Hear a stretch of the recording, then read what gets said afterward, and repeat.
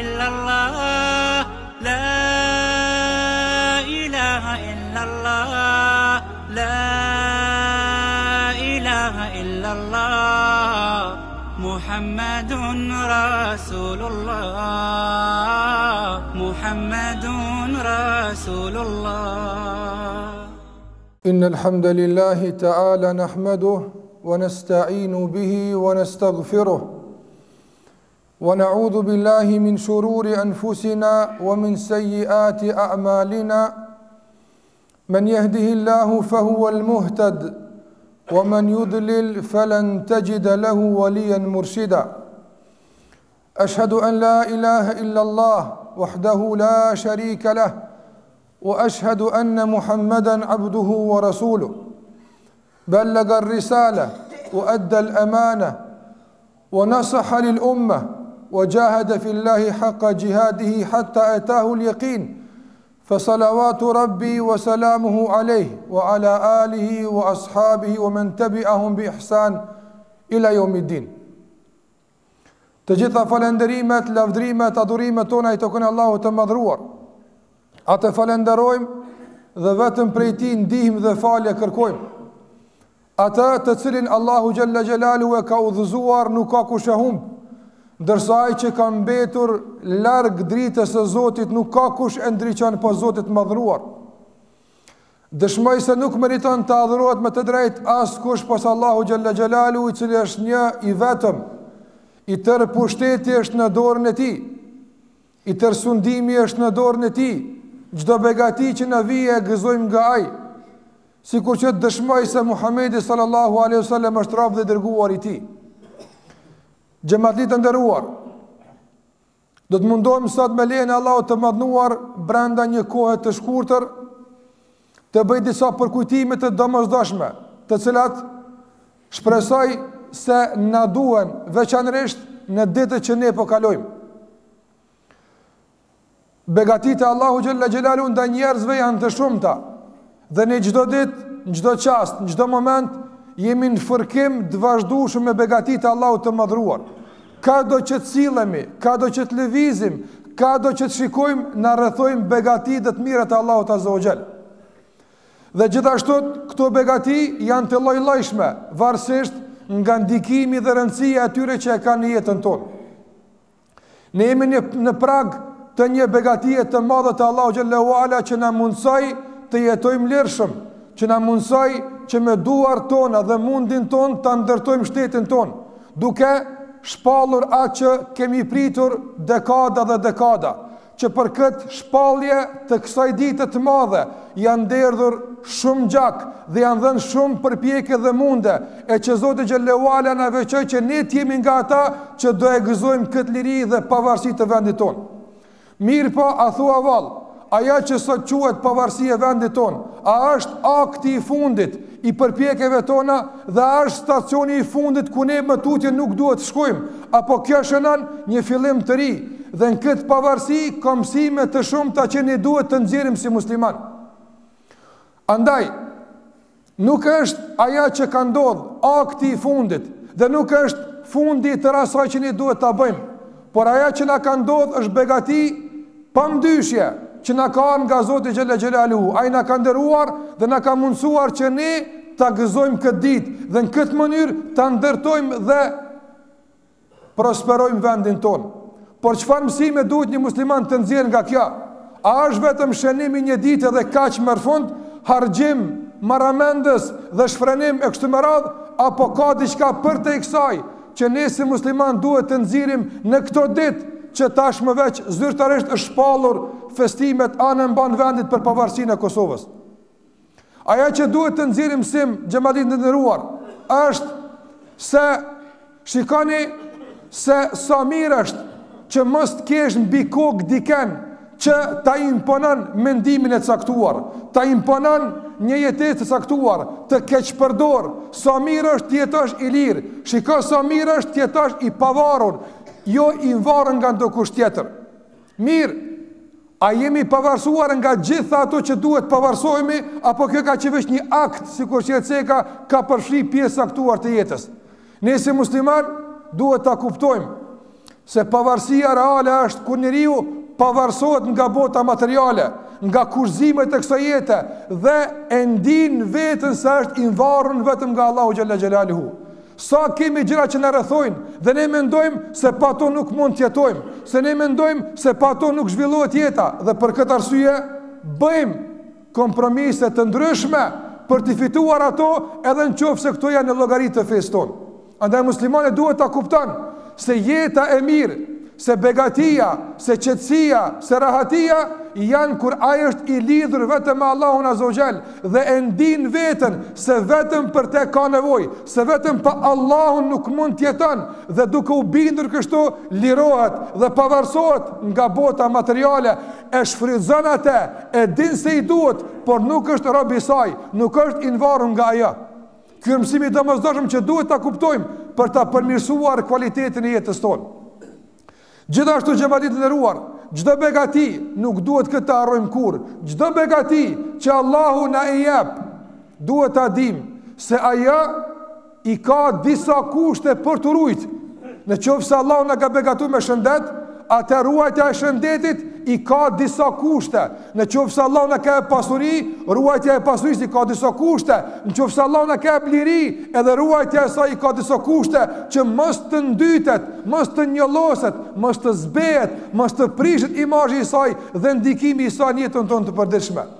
Allahu xhalla xhelalu në Kur'an thot: "Alladhina in makkannahum fil ardi aqamu s-salah wa atu z-zakah wa amaru bil ma'ruf wa nahu 'anil munkar." Shikoni çka flet Allahu xhallahu ala për pavarësinë, çka flet Allahu xhallahu ala për shtetin në Kur'an, nga se disa njerëz mendojnë se Kur'ani flet për shtetin, Kur'ani flet për lirinë, Kur'ani flet për pavarësinë, mendojnë se Kur'ani është i mbyllur në xhami, flet për abdes dhe namaz. Kjo është gënjeshtër, kjo është shpifje.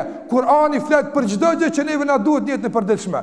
Andaj, çka thot Kur'ani për pavarësinë? Allahu xhallahu ala thot në Kur'an: "Alladhina in makkannahum fil ard", ata të cilët kur ne u japim shtetin dorë, kur ne u japim lirinë, çka bojnë ata?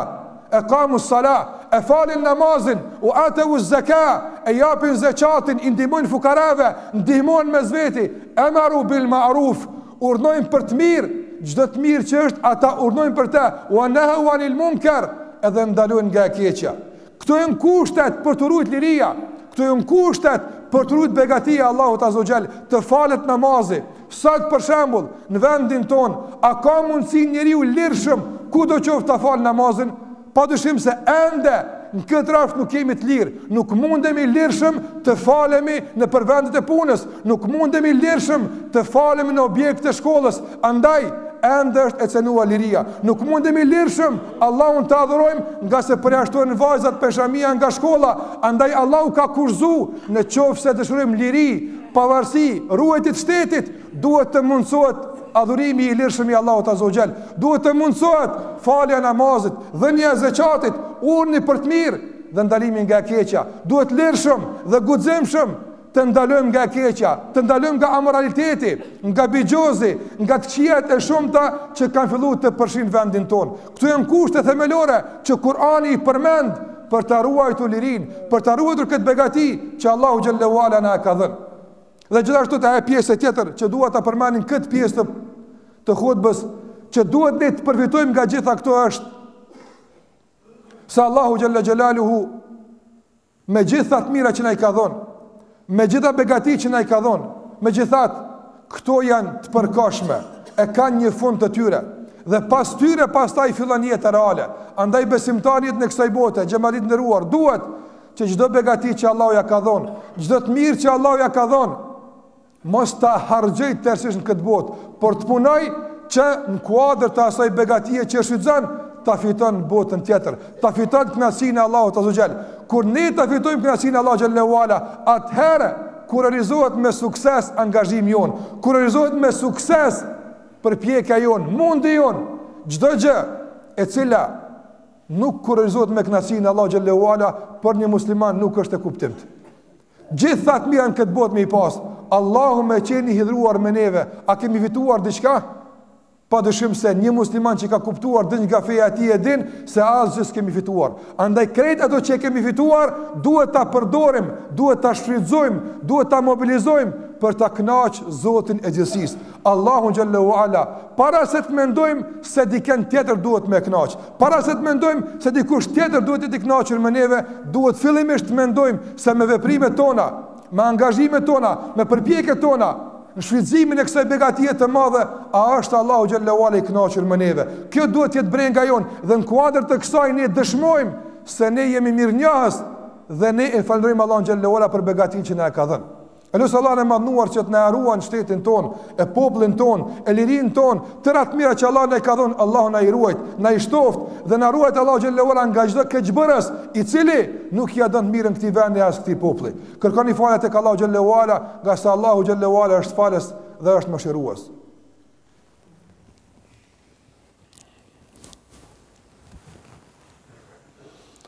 Alhamdulillahi Rabbil Alamin, wa afdalus salati wa tammu taslim ala khayri khalqillahi ajma'in, nabiyina Muhammedin wa ala alihi wa ashabihi wa man tabi'ahum bi ihsan ila yawmiddin. Është një ajet në Kur'an xhamadit nderuar që nuk kisha pas dëshirë të zbres nga ky vend i bekuar pa e përmend këtë ajet dhe kisha pas dëshirë që çdo kush prej neve ta kupton drejt këtë ajet dhe me këtë përfundojmë këtë ligjërim të kësaj dite të bekuar. Allahu xhallahu ala në Kur'an na përmend se ai ka rregulluar tokën, ai ka mundsuar njerëzve të jenë të lirshëm, u ka dhënë begati të shumta dhe ka përmendur një element të rrezikshëm i cili mund t'i prish gjitha këto begati. Allahu xhallahu ala thot: "Wala tufsidu fil ardi ba'da islahiha." Mos e prishni tokën, mos e çrregulloni tokën, mos e prishni vendin pasi që Allahu xhallahu ala atë ka rregulluar. Çka është çrregullim në tokë? Çka është prishje në tokë? Dietarët islam kur e kanë komentuar këtë ajet kanë thënë se prishja e tokës, çrregullim në tokë është çdo mëkat, është çdo e keqe, është çdo shkelje e kufive të Allahu xhallahu ala konsiderohet prishje e saj. Edhe pse disa njerëz këtë nuk e pranojnë dhe për këtë Allahu ka thënë në Kur'an: "Wa idha qila lahum la tufsidu fil ardi qalu innama nahnu muslihun ala innahum humul mufsiduna walakin la yash'urun." Allahu xhallahu ala thot: kur u thuhet atyne mos e prishni tokën me haram, mos e prishni tokën me shkelet e kufive të Allahut azza wa xal, mos e prishni tokën me idhujtarizëm, me bestytni, mos e prishni tokën me mëkate të ndryshme. Ata thonë na dona me rregullu, na jemi duke rregullu këtë tokë. Allahu xhallahu ala thot: "Ela innahum humul mufsidun." Ky është gjykimi hinor, kështu Allahu ka gjykuar se ata që shpërndajnë mëkatën tokë, ata që shpërndajnë të keqen tokë, Allahu të tillëve u ka thënë çrregullues, prishës të rendit, ata e prishin rendin e tyne me gjunahet e shumta.